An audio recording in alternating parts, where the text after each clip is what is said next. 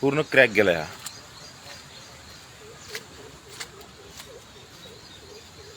बघितलं?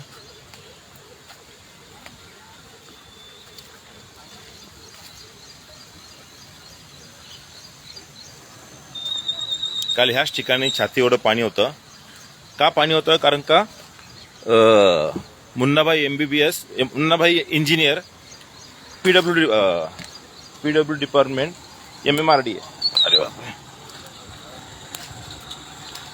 PWD department MMRDA, त्यांना नियोजन नाहीये. 90 फीट रिंग रोड बनवताना पूल किती हाईटला यायला पाहिजे त्याचं काही नियोजन नाहीये. आणि पूर्णपणे हा भाग खचला गेलाय. हे बघा, हा भाग पूर्णपणे खचला गेलाय. दिसतंय क्रॅक इथं, हा क्रॅक आहे. हा भाग आहे ना पूर्णपणे खचला गेलाय. तरी मी काल पण तुम्हाला बोललो, कारण का पटेल माठचा जो पूल आहे त्याचीच लेवल इथं पकडली गेली आहे.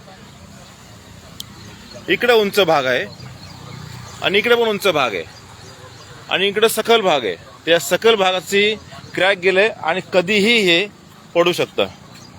कुठे गेले ते? तिकडे 40 नंबर बिल्डिंग. का रे? आपला रूम मध्ये पाणी भरलं होतं का? बघा, म्हणजे आता ही सकाळची परत लोक चालली आहेत.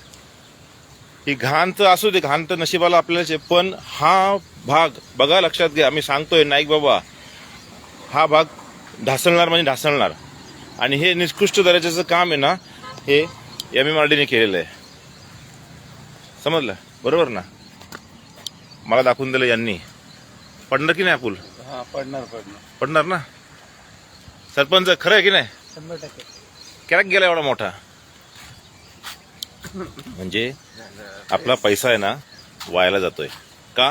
कारण का प्रत्येक कन्स्ट्रक्शनच्या वेळेस सांगितलं जातं का हे कन्स्ट्रक्शन पुढच्या 100 वर्ष टिकेल. पण ह्या ठिकाणी